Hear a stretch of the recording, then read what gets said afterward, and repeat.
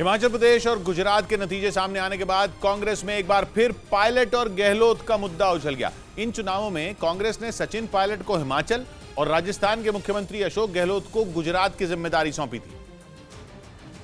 लेकिन दोनों राज्यों के नतीजे सामने आने के बाद राजस्थान कांग्रेस में फिर घमासान मच गया।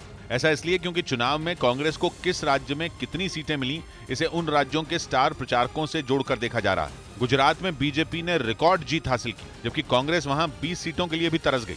गुजरात की जिम्मेदारी कांग्रेस आलाकमान ने अशोक गहलोत को सौंपी थी, जहां उन्हें पार्टी ने सीनियर ऑब्जर्वर बनाया था। इस दौरान उन्होंने कांग्रेस का घोषणा पत्र जारी करने के साथ कई जरूरी ऐलान तक किए थे, लेकिन चुनाव में कांग्रेस वहां धराशायी हो गई। इसके बाद उनकी ही पार्टी के नेता आचार्य प्रमोद कृष्णम ने ट्वीट कर उन पर हमला बोला। हालांकि इससे पहले 2017 के चुनाव में अशोक गहलोत की अगुवाई में कांग्रेस ने वहां संतोषजनक प्रदर्शन किया था। पार्टी ने राज्य की 77 सीटों पर जीत हासिल की थी। तब इसी वजह से गहलोत को कांग्रेस ने फिर से गुजरात की जिम्मेदारी दी थी। लेकिन इस बार अशोक गहलोत की सारी रणनीति धरी की धरी रह गई और चुनावी नतीजों में कांग्रेस औंधे मुंह गिर गई। वहीं दूसरी तरफ हिमाचल प्रदेश में कांग्रेस की कहानी ही बदल गई। वहां कांग्रेस ने सत्ता में बैठी बीजेपी को बाहर का रास्ता दिखा दिया। कांग्रेस आलाकमान ने हिमाचल की जिम्मेदारी सचिन पायलट को सौंपी थी। वहां पार्टी ने उन्हें पर्यवेक्षक बनाकर भेजा था, जिन्होंने राजस्थान में सियासी संकट के बीच चुनाव प्रचार के दौरान धुआंधार रैलियां की और कई इलाकों में सचिन पायलट ने कांग्रेस उम्मीदवारों के लिए जनता के बीच जाकर वोट मांगे। पायलट की सभाओं में उनकी लोकप्रियता के आधार पर जनता का हुजूम भी देखा गया। ऐसे में नतीजों के बाद पार्टी के अंदर ही कुछ लोग सचिन पायलट का कद अशोक गहलोत से बड़ा बताने लगे। उधर गुजरात के नतीजे कांग्रेस के लिए किसी बुरे सपने से कम नहीं रहे, क्योंकि गुजरात के चुनावी इतिहास में यह कांग्रेस का सबसे खराब प्रदर्शन है। और पिछली बार 77 सीटों तक पहुंचने वाली पार्टी इस बार 20 सीटों से भी नीचे सिमट गई, जबकि इसी पार्टी के नाम गुजरात में सबसे ज्यादा सीटें लाने का रिकॉर्ड था। कांग्रेस ने ही 1985 में 149 सीटें लाकर एक बड़ी लकीर खींची थी।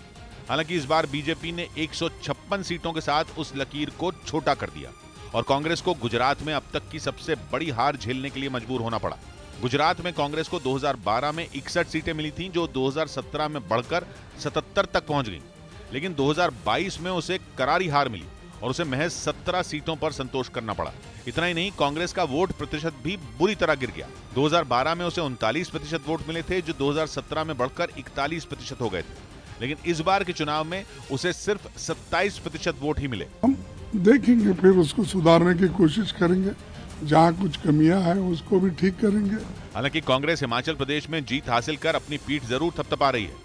इधर हिमाचल प्रदेश में बीजेपी के अपने ही नेताओं की नाराजगी भी हार की बड़ी वजह बन गई। कुल 68 सीटों में 10 सीटें ऐसी रहीं जहां बीजेपी के बागी नेता चुनाव मैदान में उतरे हुए थे, जिन्होंने बीजेपी को भारी नुकसान पहुंचाया। इनमें कुछ ऐसे रहे जिन्हें बीजेपी के मौजूदा सीएम से नाराजगी थी, तो कोई टिकट न मिलने की वजह से नाराज था। कुछ ऐसे नेता भी रहे जिन्हें बीजेपी आलाकमान से नाराजगी थी। फतेहपुर सीट से उतरे एक ऐसे ही बागी उम्मीदवार को मनाने के लिए तो खुद प्रधानमंत्री ने फोन किया था। बागी उम्मीदवार से उनकी बातचीत का वीडियो सोशल मीडिया पर भी वायरल हुआ था। बागी उम्मीदवार बीजेपी के उम्मीदवारों के लिए वोट कटुआ साबित हुए, जिससे बीजेपी को तगड़ा नुकसान हुआ। बीजेपी के जो 10 बागी चुनाव मैदान में उतरे, उनमें 2 तो चुनाव जीतने में कामयाब हो गए, जबकि 5 सीट ऐसी रहीं जिन पर ये बागी कांग्रेस की जीत की वजह बन गए। हालांकि इनमें 3 सीट ऐसी भी रहीं जो बीजेपी बचाने में कामयाब रही।